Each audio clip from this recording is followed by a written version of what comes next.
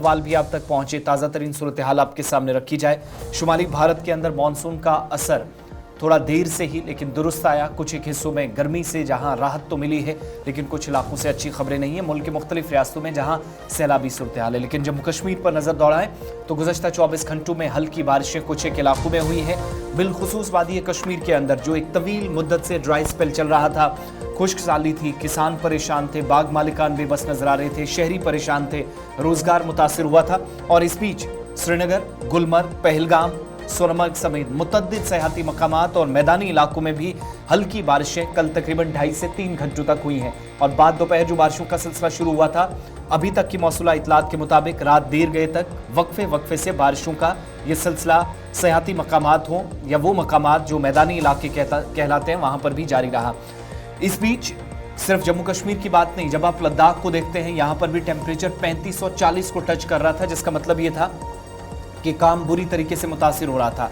और इसका इस बात से भी आप अंदाज़ा लगा सकते हैं कि लेह के अंदर जहां शदीद गर्मी की वजह से पिछले कई रोज़ में कई परवाजें भी मनसूख करनी पड़ी हैं या वक्त पर आने और जाने का सिलसिला नहीं देखा गया। उसका नतीजा ये कि मुसाफिर बेबस नजर आए। लेकिन तस्वीरें ढल झील और आसपास के मकामात की गुज़श्ता रोज़ तकरीबन सहपहर के आसपास की मौसम ने करवट ली, हल्की हवाएं चली और महकमा मौसमियात ने इस बात की भी तस्दीक की है, पेशनगोई की है कि ये बारिशें जो पिछले 12-24 घंटों में हुई हैं, आइंदा मजीद 2 दिनों में बारिशों की पेशनगोई की गई है। जम्मू और वादी कश्मीर के अलावा लद्दाख खित्ते के बालाई इलाकों में मॉनसून ज्यादा रंग दिखाएगा, इसकी पेशनगोई की गई है। इधर महकमे मौसमियात की पेशनगोई के मुताबिक 1 अगस्त से 7 अगस्त के दरमियान भी बादल जो है वो खासे नज़र आएंगे और वक्फे से पूरे जम्मू और श्रीनगर के मैदानी और बालाई इलाकों के अंदर हल्की से दरमियाना दर्जे की बारिशों का इम्कान लगाया जा रहा है एक तरफ से।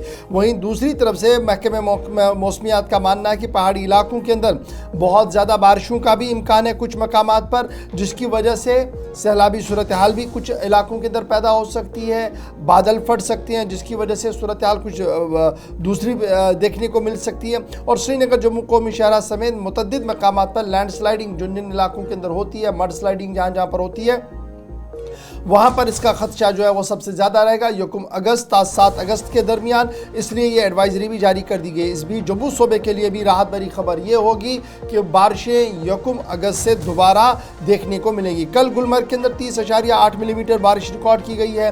त्राल इलाके के अंदर 28.5 मिलीमीटर रिकॉर्ड किया गया है।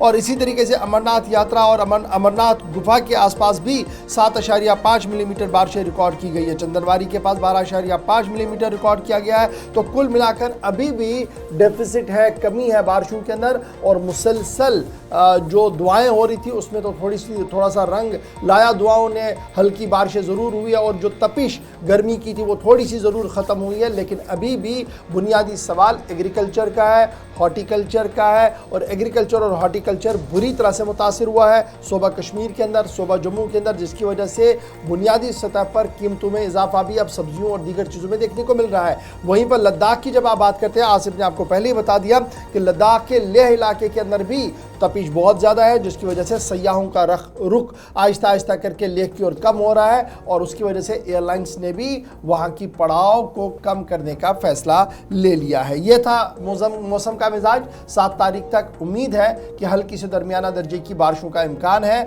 और वक्फे से बारिशें भी होगी।